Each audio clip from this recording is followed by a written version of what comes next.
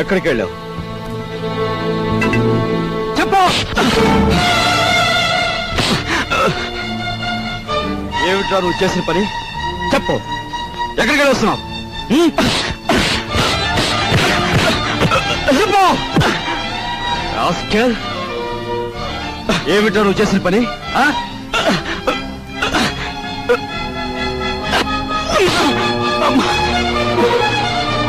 చెప్పరా రాస్కెల్, చెప్పు. పెద్దలేదురా నీకు? మీ నాన్నగారు పోయి పట్టుమని 10 రోజులు కాలేదు. ఏం చేశాడని వాడిని అలా కొడుతున్నావు? మీ నాన్నగారు ఏనాడైనా వీడిని ఇలా కొట్టడం చూసావా? వీడు చేసిన పనికి కొట్టడం కదమ్మా, చంపాలి. చంపి పాతేయాలి.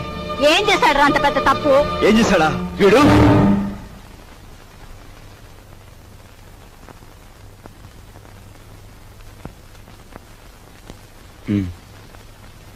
బాబు, వీడిని తమ్ముడురా. తప్పు చేస్తే శిక్షించాల్సిందే. కాకపోతే ఆ సమయంలో వీడిని తమ్ముడని మాత్రం గుర్తుంచుకుంటే చాలు. పదరా.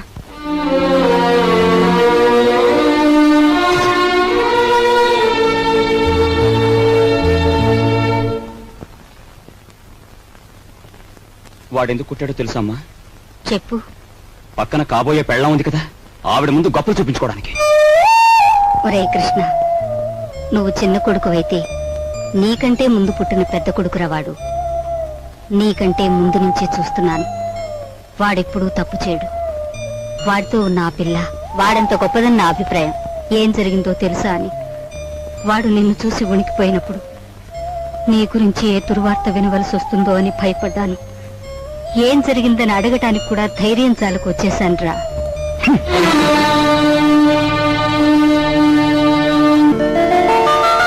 ఈమె నా చెల్లెలు ఇల్లు వదిలి వచ్చేసింది. మీ సేవా సాధనలో ఉందేమో. సారీ, ఇలాంటి అమ్మాయి ఎవరూ లేరు. వస్తానండి.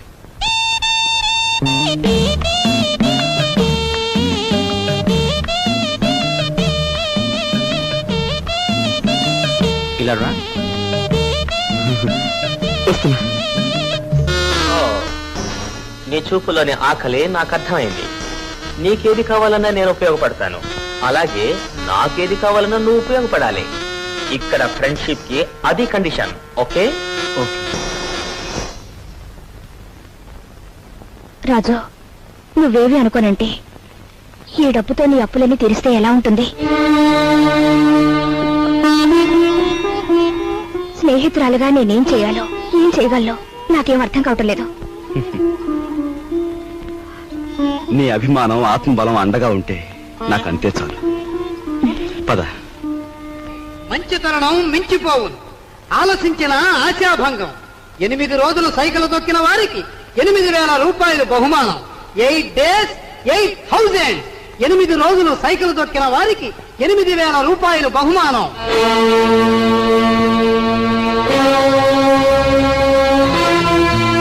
రాజు, అప్పులు తీర్చడానికి నువ్వు సైకిల్ తొక్కుతున్నావట.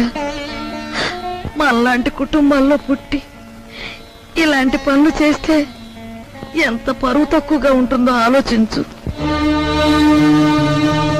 నేను చాటుగానో సన్నాసి బుద్ధితోనో దొంగతనం చేస్తున్నాను అనుకో, లేదా కన్నవాళ్ళనే వెన్నుపోటు పొడుస్తున్నాను అనుకో, లేదా అప్పుల చేత పంచాయతీ జరిపించాను అనుకో, అప్పుడు నేను 10 మంది చేత చీ అనిపించుకునేవాడిని అవుతాను. ఏమిటా నువ్వు మాట్లాడేది? మొన్నటికి మొన్న కుమ్మరాడి దగ్గర కూలిపిని కొప్పుకొని ఏంటి పరువు మీద పెద్ద బండ పడేస్తావు. ఇవాళ మీ నాన్న చచ్చిపోయాక. ఆగు, ఇప్పుడు నువ్వేమిటి మాట్లాడింది? మా నాన్న చచ్చిపోయాడా? ఆ మాట నువ్వంటున్నావా? నువ్వు ఏమిట్రా అది? ఆవిడ అలా రెట్టిస్తున్నావు. మరి చూడమ్మా, నాయనమ్మా నాన్న చచ్చిపోయి అంటుంది, అత్తయ్య అంటుంది. అసలు నాన్న చచ్చిపోవడం ఏంటమ్మా? Non sense. నాన్న చచ్చిపోలేదు. నాన్న చచ్చిపోలేదు. మనందరం కలిసి ఆయన చంపేశాం. అవునమ్మా, నిర్దాక్షిణ్యంగా కాలు రాసి చంపేశాం. కొండంత మనిషిని చాదస్తుతో కొందరు, స్వార్థంతో కొందరు, ఇలా అందరూ కలిసి ఆయన చంపేశాం. ఏ చంపలేదా? ఒక్కసారి మీరందరూ గుండెల మీద చేతులు వేసుకుని ఆలోచించండి. ఆయన జీతం నెలకు 500 రూపాయలు, కేవలం 500 రూపాయలు. తాహతకు మించిన కోరికలు కోరి మనందరం కలిసి ఆయన చంపేశాం. He was successfully murdered by all his family members. నోరుంది కదా అని తప్పులు పడుతున్నారు. నేను చేస్తున్న ఈ పనిలో ఓ పవిత్రమైన ఆశయం ఉందే తప్ప ఇదేం పరువుపోయే పని కాదని నాకు బాగా తెలుసు. మీరు ఒప్పుకున్నా ఒప్పుకోకపోయినా ఈ పని నేను చేసి తీరు.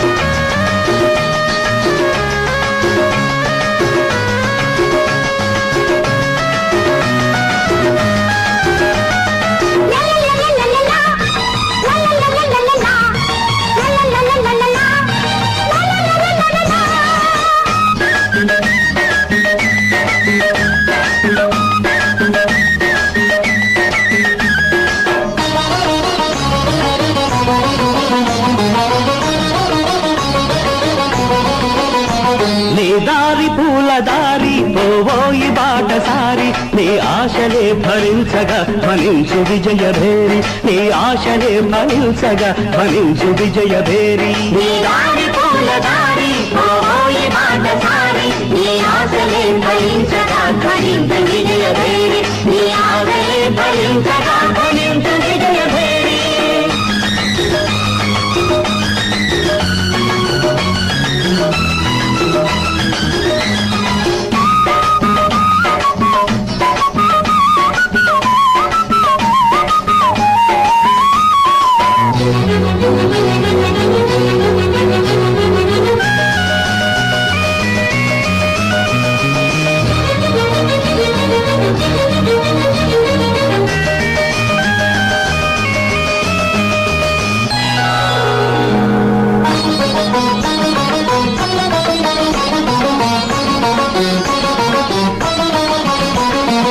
ఆశయాలు గురిగా సాహసాలు సిరిగా సాగాలి జైత్రరథం అడిబడిగా మలుపులల్ని ఉన్నా గెలుపునేదిరన్నా సాధించు మనోరథం మనిషిగా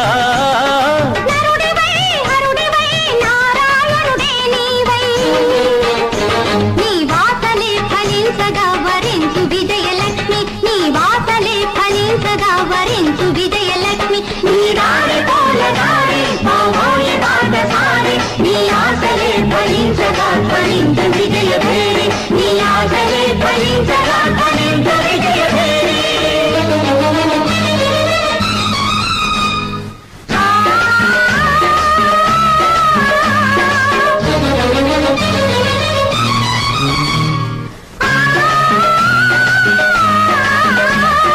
అయ్యప్ప స్వామియే శరణమయ్యప్ప అయ్యప్ప స్వామియే శరణమయ్యప్ప.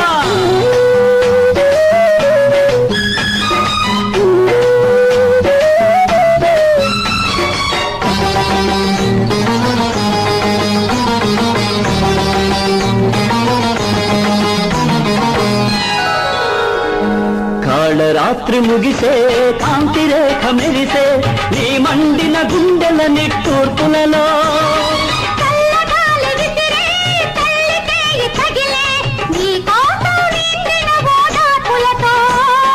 విజయమో విలయమో విధి విలాసమేదైనా నీ రక్తమే జ్వలించగా జయించు ఆత్మశక్తి నీ రక్తమే జ్వలించగా జయించు ఆత్మశక్తి నీ దారి పూల దారి పోవోయి బాటసారి నీ ఆశలే ఫలించగా ఫలించు విజయ భేరి నీ ఆశలే ఫలించగా ఫలించు విజయ భేరి.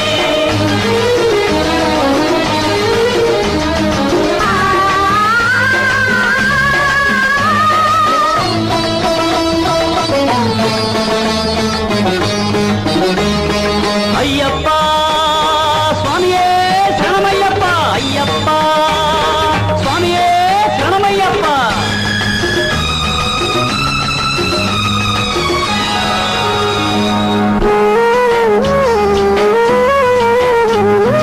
దిక్కులన్నీ కలిసే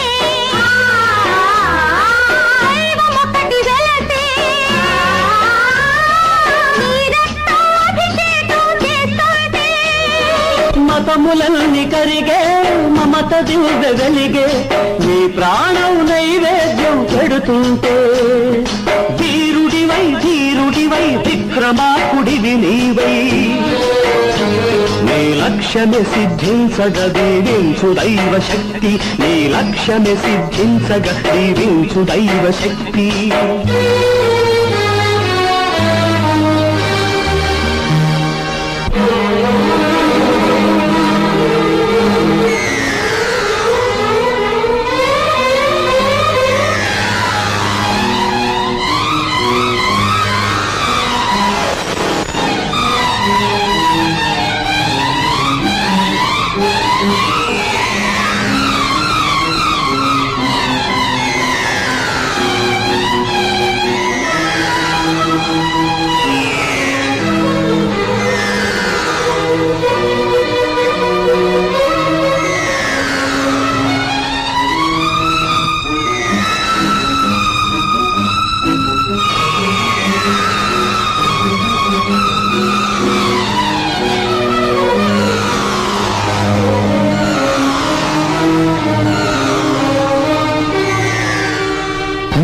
దారి పూలదారి పోవోయి బాటసారి నీ ఆశలే ఫలించగా ధ్వనించు విజయ భేరీ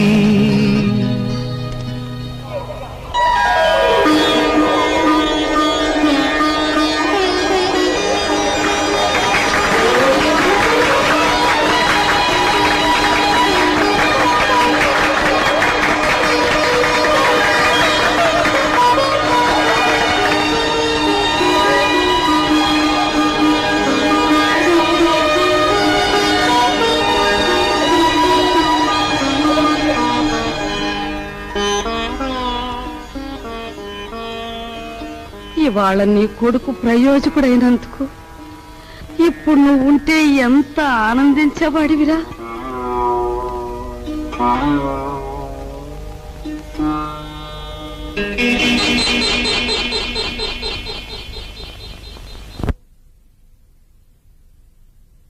రాజుగాడి గదిలో దూరి డబ్బు కాచేద్దామంటే వాడు పడుకున్నాడో లేదో తెలియచావట్లేదు.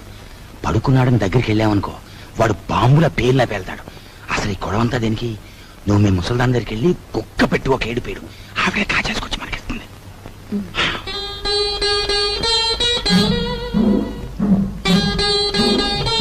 రాజు సైకిల్ దుక్కి సంపాదించిన డబ్బుతో ముందు అప్పులు తీరుస్తానంటున్నాడు. మమ్మల్ని మాత్రం ఆగమంటున్నాడు. వాడు సైకిల్ తొక్కుతానంటే మనం అందరం వాడిని కాదన్ను. ఇప్పుడు ఆ డబ్బు మనం కావాలంటే ఏం బాగుంటుందమ్మా? అందుకే వాడి చేతుల నుంచి మనం తీసుకోము. మరి నువ్వు ఆ గదిలోకి వెళ్తావు, ఎవ్వరికి అనుమానం ఉండదు. ఆ డబ్బు నువ్వు తెస్తావు.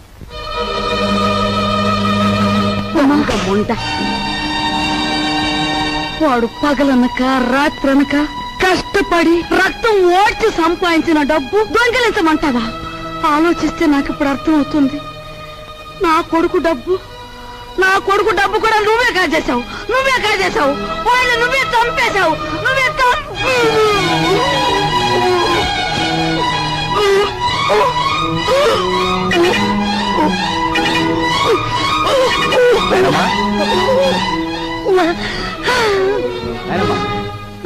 బాబు ఏమైందమ్మా? ఎందుకు కేకలు పెట్టావు? నాయనమ్మా ఏమైందమ్మా? ఏం లేదు బాబు, ఏదో పీడకలు వచ్చింది. మీ నాన్న గుర్తుకొచ్చాడయ్యా. సరే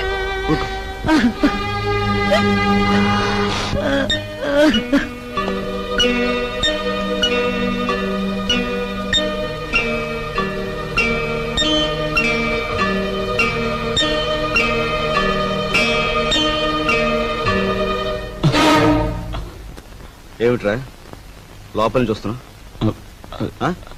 ఏమిటి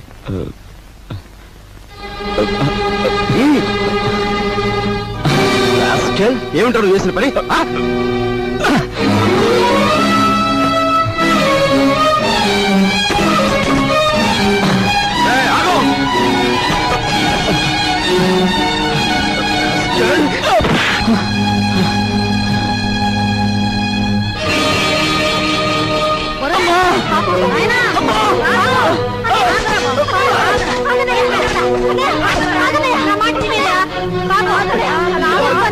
ఎవరు ఏం చేస్తా తప్పలేదమ్మా. అమ్మా వదలమ్మా, మీరు కూడా అమ్మా.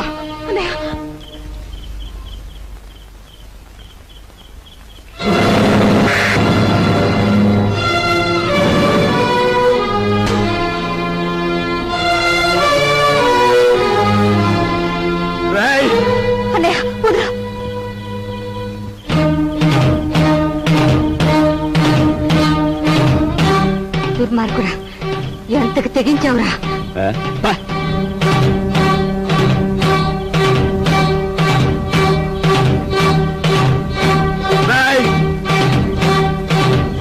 తప్పు చేస్తే శిక్షించాల్సిందే. కాకపోతే ఆ సమయంలో వీడిని తమ్ముడని మాత్రం గుర్తుంచుకుంటే చాలు. తమ్ముడు ఎవడ్రా నీకు తమ్ముడు? ఒక సిగరెట్ వెలిగించినంతసేపు లేదు నీ పెద్దరికం, ఒక దమ్ము లాగినంతసేపు లేదు నీ పెద్దరికం. అందుకోసం నువ్వు ఎగిరిపడిన అవసరం లేదు. ఏమిటి నీ గొప్ప? నాన్న చచ్చిపోయి 4 రోజులు కాలేదు, రకరకాలుగా అధికారం చలాయించాలని చూస్తున్నావు. నీ పెద్దరికం నాకు అక్కర్లేదు. సచ్చినాడా ముసలిముండా. ఐఎమ్ సారీ, నీకు మర్యాద ఇవ్వాలి కదూ. చూడు మిస్టర్, నీకు ఎవరి పెద్దరికం అక్కర్లేదనుకుంటే ఈ ఇంట్లో నుంచి తక్షణం బయటకు వెళ్ళిపోవచ్చు. నేను ఇంట్లోంచి వెళ్ళిపోవాల్సి వస్తే ఏం జరుగుతుందో తెలుసా? నువ్వు ఈ ఇంట్లో ఉండాలంటే ఏం చేయాలో తెలుసా? తెలుసు. నిన్ను అన్నా అని గుర్తించాలి, నువ్వు తంతే పడుండాలి. అంతేకాదు, దున్నపోతుల తింటూ కూర్చోకూడదు. కాయ కష్టం చేసినా సరే సంపాదించాలి, అప్పుడే నీకు తిండి. ఓహో, సంసారం సవ్యంగా సాగాలంటే ఇంట్లో అందరూ కష్టపడాలి, అలాగే ఇంటి పరువు కాపాడాలంటే అందరూ కలిసి ఉండాలి కదూ.